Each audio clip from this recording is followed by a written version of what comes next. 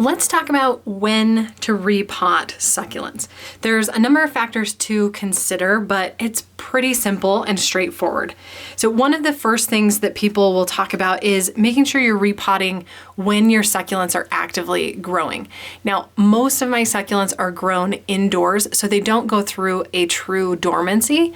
But if you're growing outside, I typically recommend repotting in the spring or the fall. Early spring for succulents that are summer growers, so they have that whole summer to grow, and then early fall if your succulents are winter growers and you live in a temperate climate. So if you're growing indoors, you'll want to just pick a time that is convenient for you. I have not found that it makes a huge difference. As far as seasonality goes inside, it really doesn't matter what time of year you're repotting your succulents. If they are by a windowsill and you notice a lot more temperature fluctuation, you might consider also still doing spring and fall, just because they're a little bit more likely to be mimicking that dormancy period they would have outside. The next most important thing though with repotting, or things you want to look for, is succulents that have overgrown their container. Most of these here have overgrown their container. You can see these Haworthiopsis concolor are exploding out of this pot. There's 3 of them in here, they're gigantic, and even one of these might be a little bit too big for this pot. Now, with succulents, they can tolerate being root bound. These have actually been this way for quite a long time. If I pull up this particular plant in the Succulent Tracker app, you can see what it looked like when I originally potted it. So it definitely had a lot more space than it does now. So this is overflowing. This picture was taken about 2 years ago. So you can see it's had a lot of growth, and on average it's been watered every 15 days. This is because it's under my grow lights. It's a small container. It's drying out really quickly. Now I could leave this potted exactly how it is for an extended period of time, and honestly it would do okay. The biggest thing that you run into when your succulents are really tight and root bound like this is water can get trapped down inside in between the roots, or the opposite can also happen. If you're just watering from the top, you might run into a situation where water isn't actually getting through to the center, and there might be parts of the roots that don't get water and the plant might struggle a little bit. It's kind of a personal preference. If you like them really tight like this, go ahead and keep going until you run into problems. However, typically most people will say once your succulents look too large or they're really overflowing out of your pot, that's the time to repot them. This one's an example of a succulent that's kind of in between, but as you can see, it has several babies on it. And in this case, I would like to use these babies in different pots on their own. So that's another great time to repot, is if you want to harvest any pups or chicks that are coming off of your succulents and replant them elsewhere. On a smaller note, you can see all of these itty bitty little Haworthia growing in this tiny 2-inch pot. This is a great plant to just upgrade to a slightly larger pot. I don't feel like these babies are quite ready to be pulled out on their own, at least not for how I typically care for succulents. They're a little bit too small. I like to wait until they're a little bit bigger before I repot them. So this is one that would be good to just upgrade to a 3-inch pot, since it's currently in a 2-inch pot. That'll give the babies a little bit more space to grow and expand, but still stay together as this little family group. A little quick note, I typically don't recommend repotting a succulent while it's blooming. I haven't had very many issues with repotting Haworthias while they rebloom or while they're blooming, but Echeverias especially seem to be really stressed when they're flowering. And so I typically recommend waiting until they're finished flowering, or like in the case of this one, pull the flower off, give it a couple days to kind of reset, and then go ahead and repot it. Now, this is an example of one that you could repot because these succulents on the side aren't doing as well in the arrangement as the main plant here. So with these, I'll likely pull them out, possibly cut off some so that they get more bushy and compact down the bottom. But the Haworthia is just taking over this pot. It's probably a good size for the pot, but just not with these other succulents. So if you have an arrangement where you feel like some of your succulents are getting choked out, that's another time that you could repot. Speaking of arrangements, This is a planter that I put together a while ago, and the succulents I had in the center did not do very well. And frankly, even these echeveria aren't doing super well. And now you can see they are much too small for this pot. So if you have succulents that are too small for the pot that they're in, that's another great time to replant. So with these, I'll probably repot the stem and clean up the top, trim it up, and plant the cutting elsewhere. And I'm hopeful I can save these little babies and maybe put them in a tiny pot. Look how cute they are. And anyway, keep all of these going, but definitely in a smaller pot. Similar to the echeveria I just showed you, another great time to repot is if your succulents have outgrown their pot by growing taller. So in this case, this echeveria needs to be trimmed here. If I cut it, it should put off new babies on the stem, so I can keep the bare stem, but then I can also trim this off and plant this cutting and put it in a pot that's better sized for it. In this case, the echeveria is fairly small around. I could probably put it in a 3-inch pot or maybe a 2-inch pot, but either way, this is not working for it currently, so it definitely needs to be worked on. Most of the succulents I showed you that needed to repot up to this point have had a bunch of babies on them and they're exploding and overflowing. This, though, is an example of a single succulent that has dramatically outgrown its pot. When I put this in, it was probably a little bit too big for this pot, but it is now double or triple the size of the pot, and there's hardly any room for the roots to grow.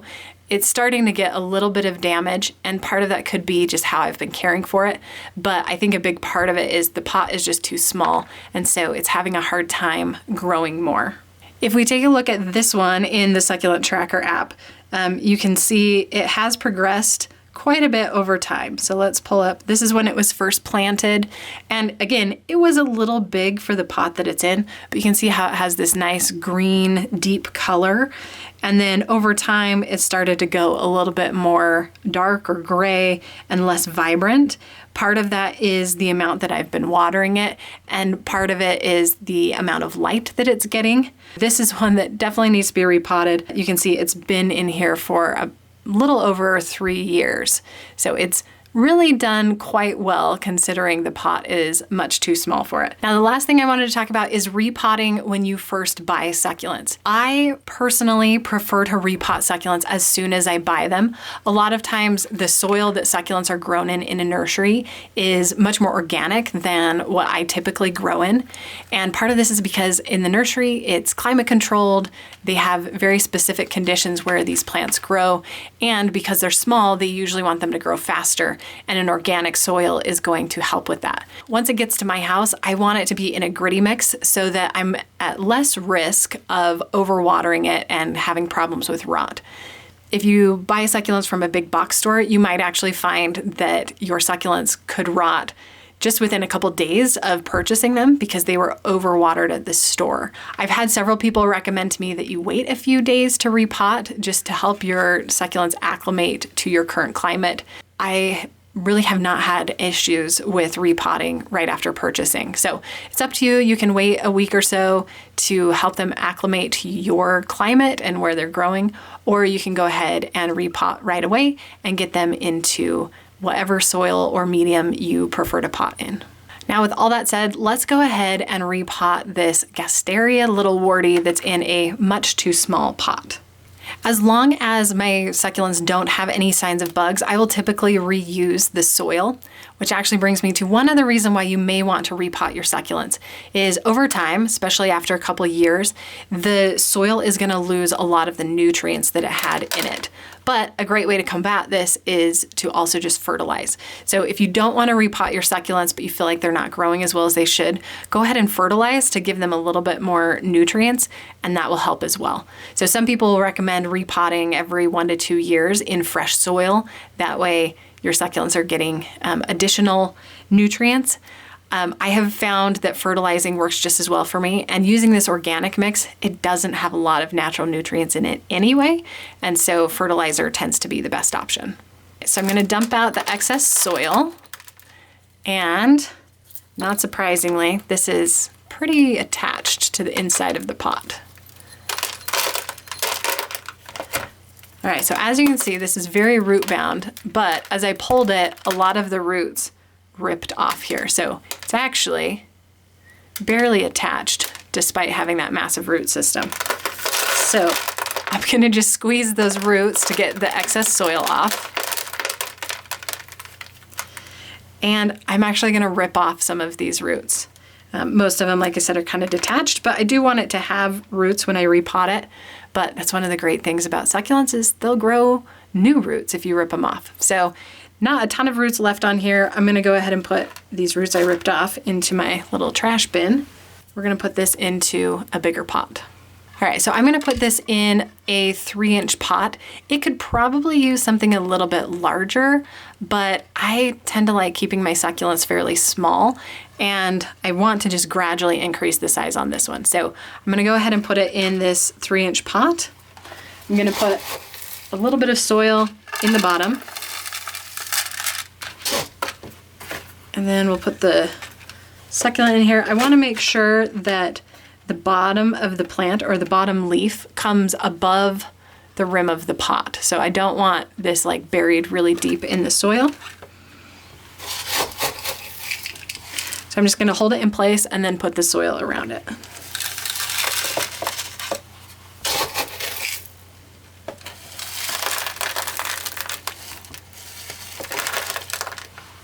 One of the great things about working in a container when you're repotting is all that excess soil that fell off, I don't have to scoop it up later. It's just already in a container ready to go. So I put the soil in, I'm kind of pressing down to just compact it, make sure there's not a lot of space. You can also use a chopstick to kind of poke around and fill in any like air pockets that might be in there. Now, anytime I repot, I typically like to take a picture of it before I repot. I forgot to do that today, but I'm also gonna go ahead and just take a picture of it today and get it put into the tracker app, and that way I can see the progress that the plant has made over time, because I have found it's both encouraging and informative to have those pictures over time so I can see the progress of the plant. And then the other thing that I'm gonna do while I'm here is not water it. I'm going to mark that I repotted it and apply that there. So that way in my history, I can see all the times I've watered, times I've moved it, and then the repotting. So this way, if I have issues, I can come back to this and know what changed and when. And typically when you repot succulents, you don't want to water right away.